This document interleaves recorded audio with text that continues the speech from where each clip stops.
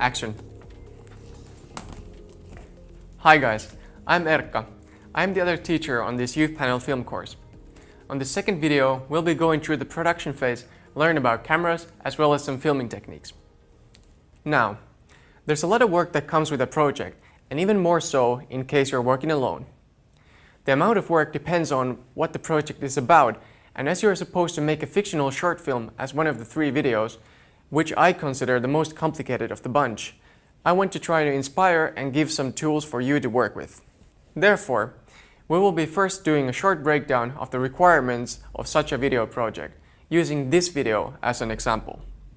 So, the idea is to make a video where I give an overview for you guys how the production phase of a video or film project works in my experience, and also instruct a bit on shooting techniques as well as usage of camera, right? First thing we need to do is put on our producer hat and think what needs to be taken into consideration and organized before I can step into the location and start filming. Now, this part is overlapping with the video about pre-production a little bit, but I am talking about only practical things with the presumption that you guys already have your ideas down, your storyboards drawn, your scripts written, and so forth. Now, a good producer is someone who knows how to think ahead, so try to imagine what you guys need in beforehand before filming to avoid any unpleasant surprises. This of course applies to the whole crew, but as the producer's job is basically managing and the workload is intense, it means the person especially in this position needs to be well organized and punctual. In the same way, for instance, the camera operators need to take care of their equipment by making sure that all the batteries are charged, all the necessary gear is with you, like a rain cover for the camera in case of rain. It is important to be prepared. Producer is a person who works as the intermediate between the people working on the creative side, communicating and executing those needs so that they can turn from idea to reality. Communication is anyway an essential part of the producer's work, to make sure that everyone stays informed and know what they need to do for the process to run smoothly. However, in the end, filmmaking is essentially about teamwork. Leading such a team, let's say as the director for example, depending on the project of course, but definitely takes solid leadership skills. So the main points in the film production are location, crew, transportation, and I don't know, perhaps maybe catering, as it is important to eat. For example, I spent the rehearsal day here prepping the set and finalizing the text with a pack of cookies, and that's always a bad idea. Keeping the crew well fed is a much better one. You could also try a website called Trello that I like to use for making notes, sharing ideas and to-do lists with the crew. It's basically your online notice board. I will add an example of the board that I made for one client work at school to the Padlet page. Also, I will try to upload all of these other resources that I'm referring to on this video to the same Padlet page.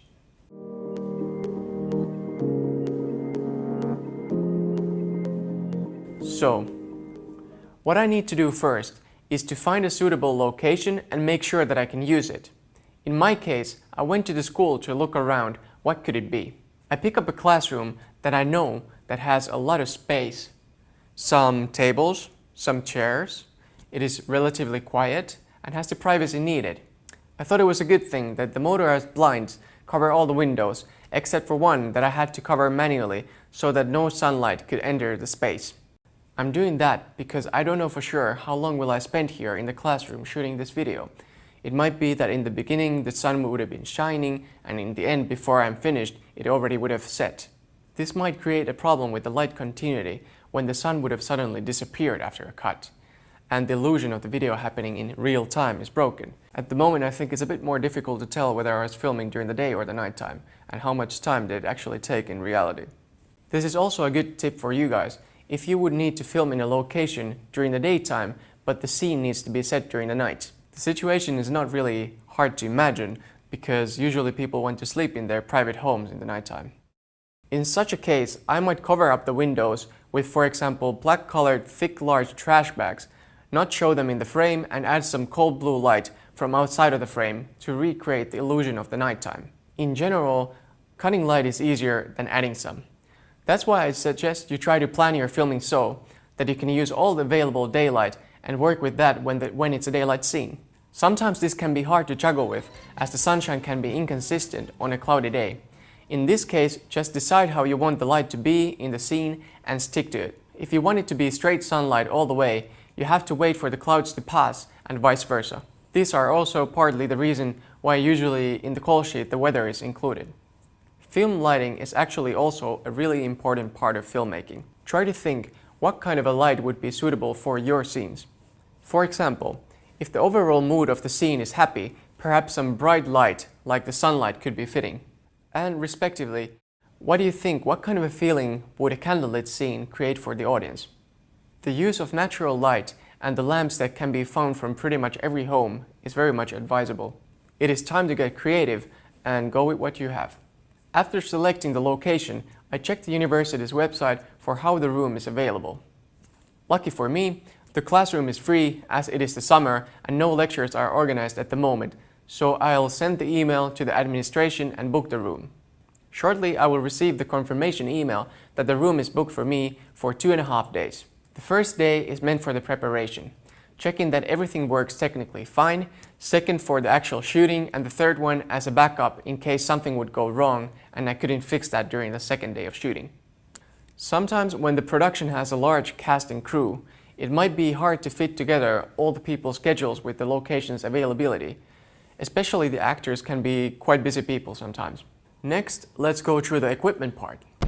What I will do is, I will find out how is the situation with the equipment at the camera storage by the time of my planned shooting days.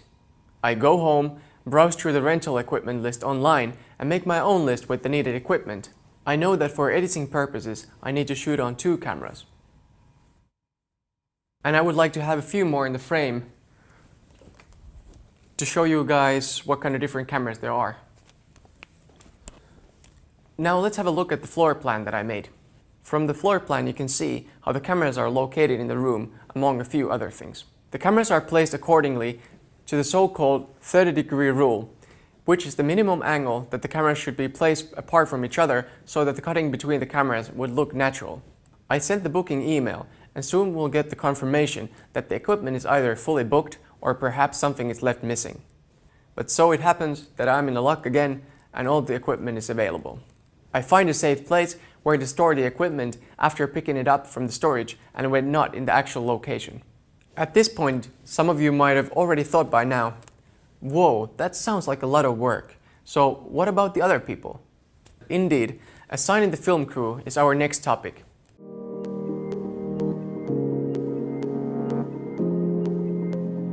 Decide with your crew who would be interested in doing what. And perhaps someone already has some experience that might be also helpful. Someone who is really into music or perhaps plays some instrument might be interested in sound department or at least sound design or composing. Someone who enjoys photography might be interested in cinematography as well. And what about me? Would I need some help with this project? Most likely yes, but as I've had to do some similar project also before as a one-man band, I can tell that it's still doable by myself, so I will go solo this time. When working alone, one has the freedom of making the choices by him or herself, but usually a team of people reaches the best outcome. A number of heads is always better than one, but working as a team also requires good social skills and flexibility in the decision making. It can also be, though, a lot more fun. Depending on the size of your project, the crew usually consists of around 10 to 15 people, for example in our short fiction film projects. But on Hollywood blockbuster films, this number could go up to hundreds or even thousands. By quick Googling, I actually found out that the latest Iron Man film has so far the largest crew with approximately 3,300 people working on the film. That's already quite insane. I will upload the list with the descriptions of the most common positions on the film set to the palette page.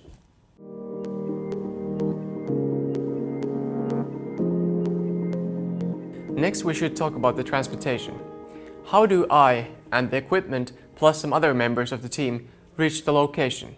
Do we need a car for transporting the equipment, crew and the props?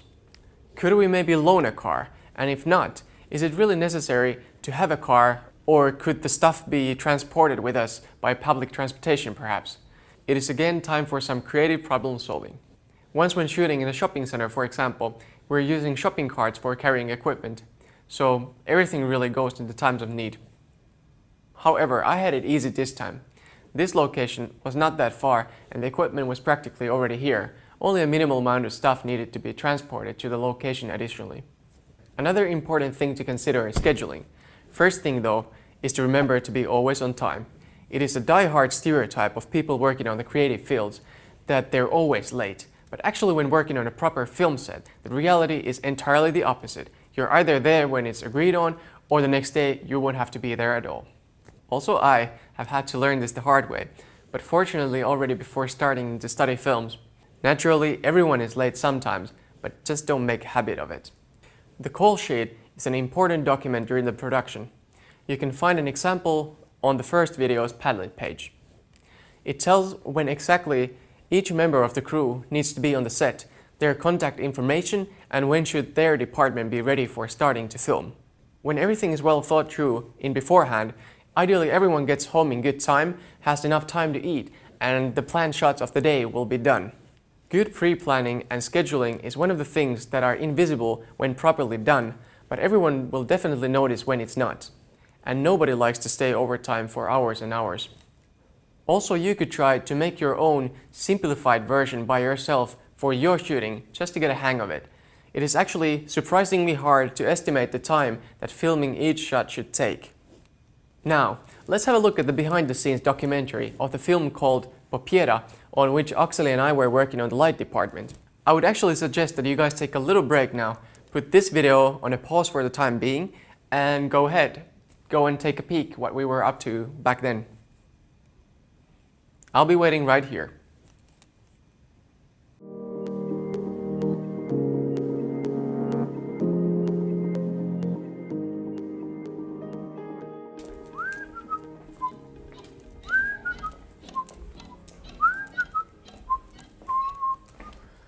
Alright, so now that everyone has seen the documentary, this is about it for making this video. And remember, this is just how I did it. It is of course possible to make it a much more simpler and easier way. It doesn't have to be all that complicated. This demonstration is made only for the purpose of you being able to picture the process, to relate and find useful tips that would help you in the filmmaking process.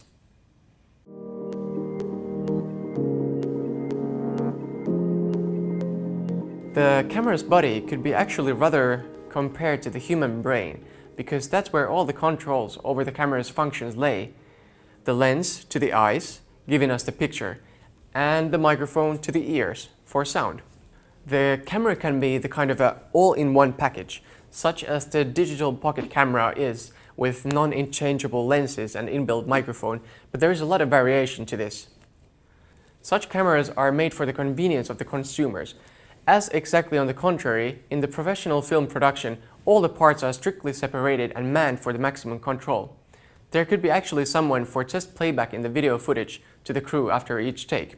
The next step up from pocket cameras would be the DSLR type of cameras, which also have had the video recording capabilities roughly for the past 10 years now. Now, the body could be just as well mirrorless, but usually what separates these cameras from the previous category is that they come with an interchangeable lens mount system. So basically what that means is that the lens comes off and you can change it to another one with a different focal length.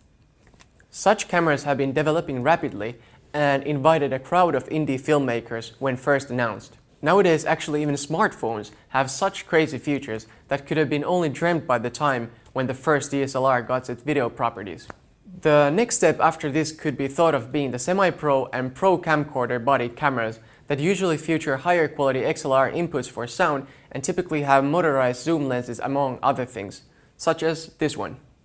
This type of cameras are kind of ideal, for example, in documentary productions. They kind of already have it all, and usually there's no need to further build them up. These lines between the different categories, however, have become more blurred with the arrival of digital cinema cameras with their interchangeable lenses and adopting features like the sound module from the camcorder type. The so-called top category is the aforementioned digital cinema cameras from, for example, such manufacturers as Arri and Red, and they are also widely in use in the Hollywood feature film projects nowadays, taking their place alongside the traditional 35mm film cameras. Funnily enough, the cameras in this category are the most pricey ones, but they usually only come with the body, and everything else you kind of have to build around it, even the monitor and the viewfinder to be able to see a thing through the lens, which also, of course, comes as a separate. But back to planet Earth. Actually, with a smartphone and perhaps a few additional things like the inexpensive mini lenses, one can reach surprisingly good level of basic video making. I will put up some more information on the Padlet page about different cameras and also a short film as an example which I shot once with the iPhone 6 as a coursework exercise. What's important is that the same main properties that follow can basically be found from all of the cameras. They might not just always be manually controllable. Automatic functions might indeed seem like the easy way out, but it also takes away some of the controls that manual settings give you. Good example of this would be setting the exposure, which is often automatic with, for example, pocket cameras in video mode. Ideally, the exposure should stay constant so that the light level is not jumping uncontrollably. Next, I'll be going through the basic camera settings and technical matters that you should know something about so that you're better prepared for the filming. First, let's go through the camera properties and settings that affect the exposure of your images. Frame rate, meaning how many frames or pictures are exposed and saved per second. Cinema standard frame rate is 24 frames per second. The higher the frame rate, the more light your subject needs. When shooting higher frame rates, this could be also called filming overspeed. And what happens in the process is more frames per second will be captured, and when those frames are played back again on the normal speed, it gives us the impression of slow motion. Going for lower frame rates than 24, the movement in the frame starts appearing jerky to the human eye, as the frames are captured more seldomly, and this way the illusion of real-time movement is hindered. To illustrate this, here's an extract from no more or less than what's considered to be the first film ever shot from 1878 by Edward Muybridge, The Racehorse.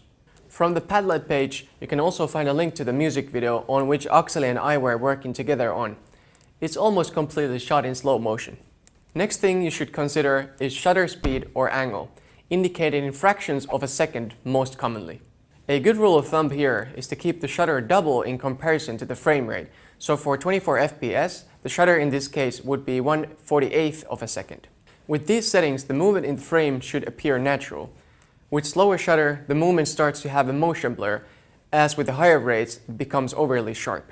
In case you would face a phenomenon called flickering, adjusting the shutter speed and frame rate accordingly to the local mains electricity frequency should help you get over the problem. This usually occurs when shooting in slow motion and with specific kind of light sources, such as the fluorescent lamps, as in here. But don't worry, this is actually complicated for everyone. Just ask us if there's anything weird going on with your videos when you're shooting, and also try to do some test shootings before you go into the actual shoot. I'll put up a link on the Padlet page for a good article that goes more into the details and also an example how the flickering on video looks like. The next thing is the ISO value, or aka the sensitivity of your camera's sensor. By adjusting the camera's ISO or gain dB value, the sensitivity of the camera's sensor to light is changed accordingly. The announcement of such cameras as the Sony's A7S have pretty much revolutionized the camera sensor technology when it comes to the sensitivity anyway, making it possible to film outside by actually using just the moonlight or candlelight as the only light source.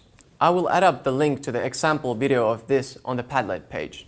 As a common DSLR might have the ISO value starting from around maybe 200 up to 3200 or so, these cameras can do max ISO of 500,000 and still have the digital grain on still acceptable level at around 100,000 or so. Besides the camera's body, the lens has essential part to the play when exposing the images. The lens aperture value, in other words, the f-stop, meaning the size of the iris inside the lens, that lets the light in on the camera's sensor. If you close down the aperture, the value itself, confusingly enough, increases from, let's say, full open 1.8 up until 5.6, but the amount of light is actually reduced. Each official f-stop value drops the amount of light that can access the camera's sensor by half. So if you still want to have the correct exposure, the amount of light in your shots needs to increase accordingly. Now there's quite a lot more important things to know about lenses. For example, understanding the focal lengths, some information about focusing, and when to use which lens for different compositions, so I will add my summary again on the Padlet page. I will also write briefly about camera sensor crop factors over there, as it's something to consider in this context. So the next topic, just briefly, would be the video format / codec. I would say that check by Googling or ask for advice from us which one of the video formats of your camera gives you the best possible quality or quality that fits your needs. Different cameras have their own way of writing video files, and they often have many options for different purposes, more and less compressed ones. The format you choose affects the overall quality of your video files. Same goes for the resolution, which means the dimensions of your video file. How many pixels does it consist of vertically and horizontally? If your camera can do, for example, the Full HD or 1080p by its other name, this is a good standard for publishing on YouTube. I am also publishing this video on Full HD. So next comes the white balance. Usually automatic settings do a decent job in telling what the white balance should be, but when it does not, you should set the white balance manually.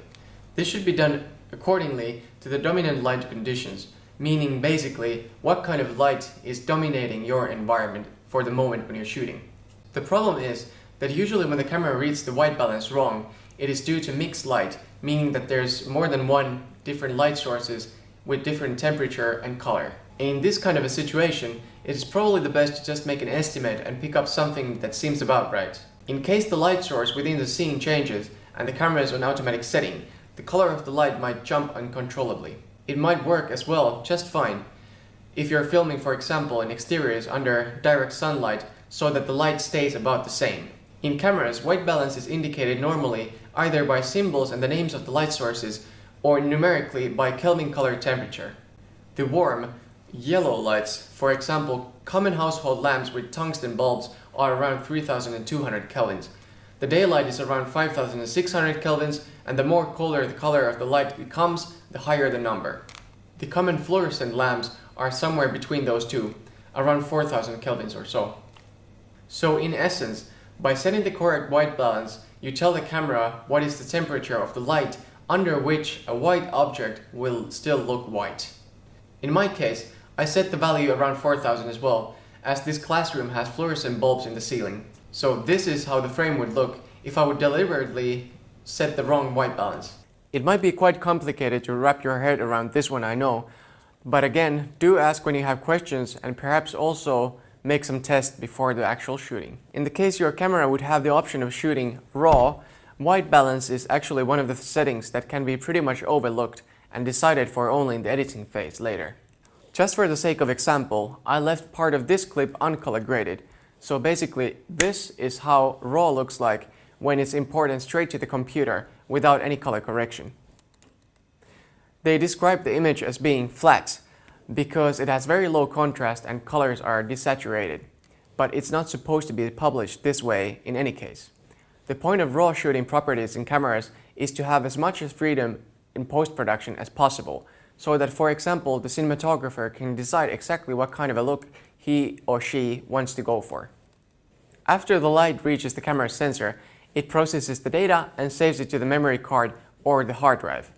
SD and CF memory cards might be the most common, but there's a number of formats that different manufacturers use for their cameras.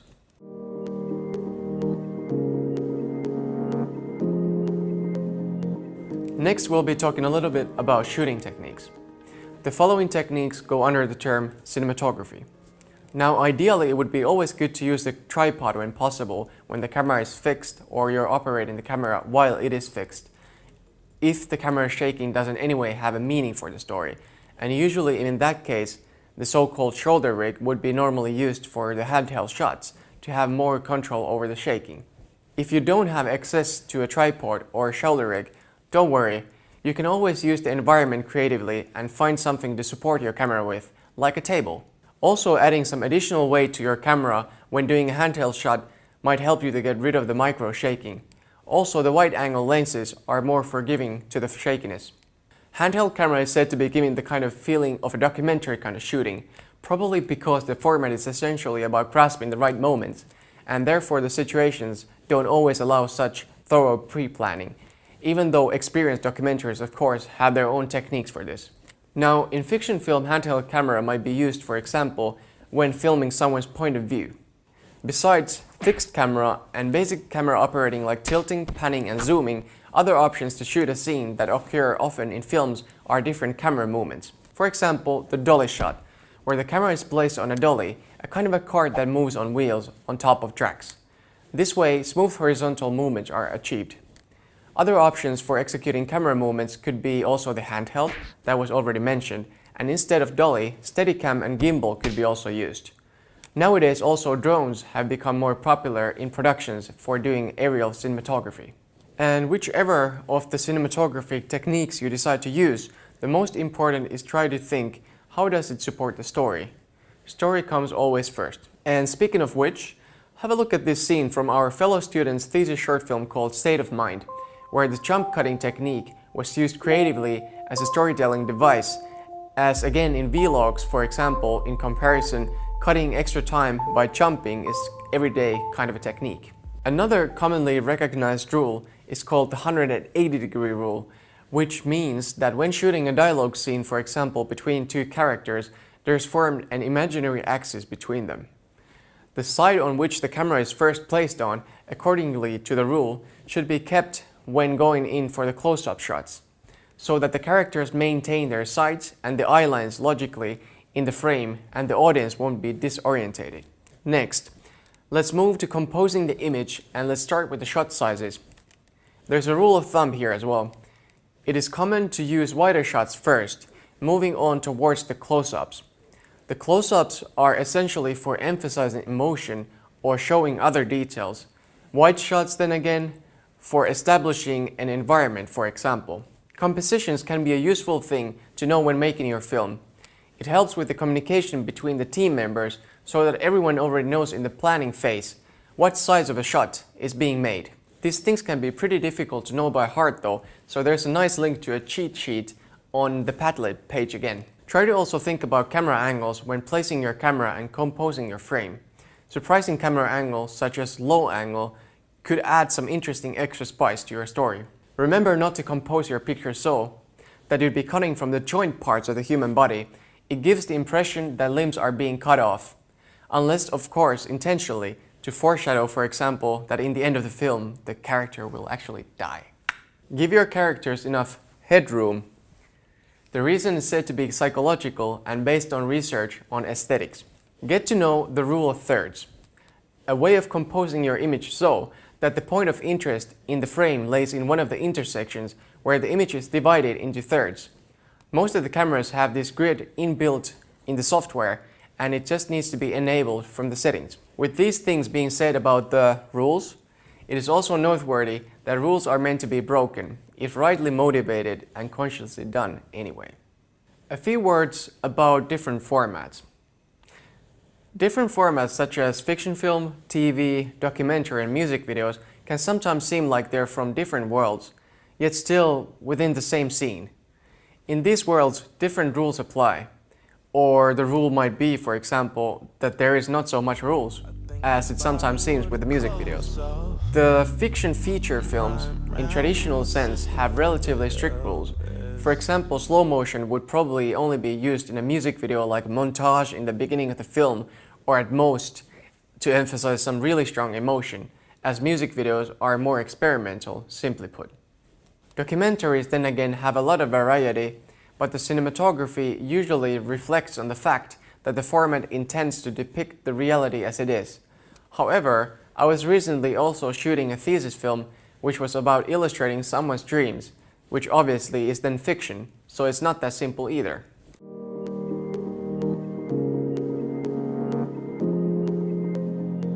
And lastly, I will go through briefly the short fiction film production from a cinematographer's point of view based on my experience. There's a bit of repetition, but as this video was a much smaller project than an actual fiction film, there are still some things to cover. So first comes the creative side, where in cooperation with the director we would do the script breakdown decide about the overall look of the film and what kind of a mood and atmosphere should each scene have. How can we support the meaning, what the director essentially thinks the script is about, by the cinematography? At this point, let's have a quick look on the document which a classmate of mine made as a reference for the visual look of their thesis film. I was the DP on the project and tried to recreate the mood by making analysis based on the images from the film The Girl with the Dragon Tattoo. The director wanted to go for this gloomy, kind of spooky atmosphere for the film, as you can see. The short film is called Format, and the story is about a teenage girl who finds a USB stick from their old family house after her dad has passed away. She discovers that her dad has uploaded his consciousness on the USB stick before his death. You can find the link to the film again on the Padlet page and take a look. So what do you think? How do we manage in pulling off the look based on the reference pictures? After the analysis, it is good time to assign the crew and share all the needed information so that they can also think about the technical execution and their department's equipment or item list. Communicating these needs and negotiating with the producer next is a good idea, as is including the art director to the project from early on, who can help with doing the research and advice on such things as props, costumes, color palette, and perhaps location as well. Depending on the story, you might also want to look for props that could be missing from your location and costumes for the actors. For example, flea markets and asking friends with extensive wardrobes are a good option here, but also perhaps some amateur theaters could help you out as well. You could also make a mood board to get inspired. It can be a good visual tool for gathering and sharing ideas by pictures you have found while doing your research. Here's a good example of a mood board that our art director made for a project that I was recently directing. The story is about a middle-aged violin teacher who's struggling with loneliness in her marriage after her husband falling seriously ill, and about the relationship to her younger violin student. In the mood board, you can see the art director's vision and interpretation on what the locations, costumes, items, and color palette in the film should look like. So as you see, there can be a lot of research behind the process. Also for the cinematographer, the research has to be thorough so that nothing is left unclear for the day of the shooting. Usually, rehearsing technically difficult shots is a good idea, like we did with the music video project mentioned earlier, where the vocalist of the band is floating in space. Rigging her up to the studio truss was something we had never done before. Also, when on the set already and filming, I suggest making the simplified clapboard from a piece of paper, for example, where you write down the scene, shot, and the take that you're filming. Show that to the camera in the beginning of every take, so that in the editing phase you'll be having a better idea which file belongs to what scene and so forth. Just a simple hand clap in the frame is an easy way to sync the sound with the picture in case it's recorded separately from the camera on an external recorder, for example. Oh, and after each take, let the camera also roll a little bit longer. This will help the editor as well. So there you go. Time to go and film. Best of the luck for you guys, and if there's any questions or something still left unclear, be sure to hit us up on Facebook or by email. We're really here to help. The next video will be already about the post-production phase, so see you in post, but don't do it in post. Oh wait! We still need to talk about sound. Listen carefully. Sound is a very important part of any audiovisual product. It's good to remember that in some cases sound is even more important than video. Let me explain. Here I have a professionally very commonly used setup. Up here I have a shotgun microphone that is pointing directly to my mouth. It gives me very clear and noise-free sound. Now I change the audio to come from the camera's microphone. You can totally hear the difference. It's not too bad, but you can hear some more echo and kind of distance in the sound quality. And if I continue to lower the sound quality even further down, it becomes really distracting and annoying to watch this video. You can see that the video is clear and nice, but sound really makes a difference here. How about now?